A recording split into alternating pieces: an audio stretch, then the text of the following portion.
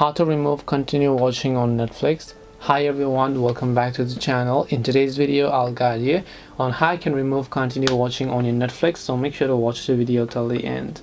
In order to remove your continue watching on Netflix, all you have to do is go ahead and simply make sure to launch the Netflix application here, and then just make sure to basically go ahead and then sign in with your account. As you can find, once you sign in with your Netflix account, you're going to be able to see this type of interface where you'll be able to see any sort of shows that you've watched in the past day.